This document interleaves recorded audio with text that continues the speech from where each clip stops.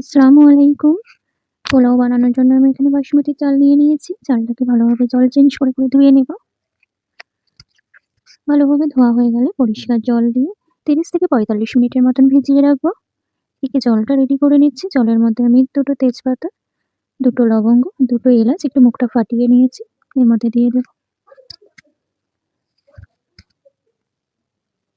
জলটা একটু ফুটে আসতেই আমি লবণ দিয়ে দিচ্ছি। কিছুটা রিফাইন অয়েল দিয়ে দিলাম ভাতটা ঝরঝরে হওয়ার জন্য।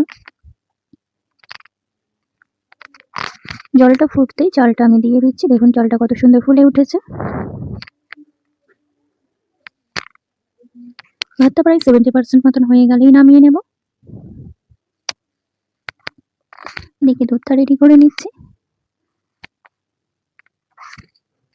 দুধটা গরম গরম থাকতেই আমি কেশরটার মধ্যে ভিজিয়ে দিচ্ছি।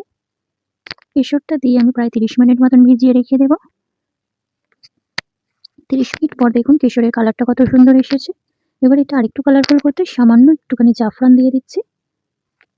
ভালোভাবে মিক্সড করে নেব।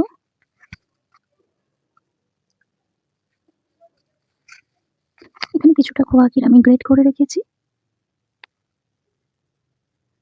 এদিকে ঘি দিয়ে তাওয়াইতে আমি কাজু কিশমিশটাকে ভেজে নিচ্ছি। হালকা হালকা লাল লাল হলেই নামিয়ে নেব।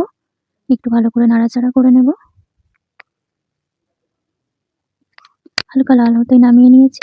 বেরেস্তাটাও আমি ভেজে রেখেছিলাম। এদিকে আমি হাঁড়িতে সাদা তেল দিয়ে দিলাম। এতে ১ চামচ ঘি দিয়ে দিচ্ছি।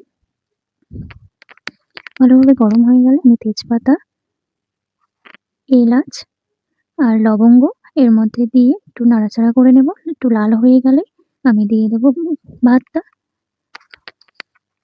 গ্যাসটা আমি এখানে অফ করে দিয়েছি। এবার আমি ১ চামচ চিনি দিয়ে দিলাম এর উপরে।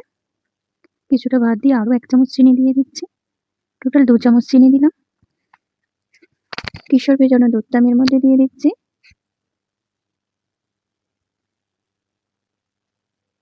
খোয়া ক্ষীরটা উপর দিয়ে ছড়িয়ে দিলাম।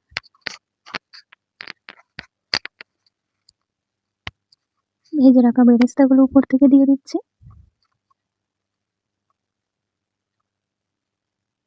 একটু ঘি দিয়ে দিলাম।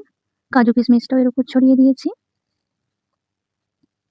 এবার আমি একটা তাওয়াতে এটা দমে বসিয়ে দিচ্ছি চাপা দিয়ে।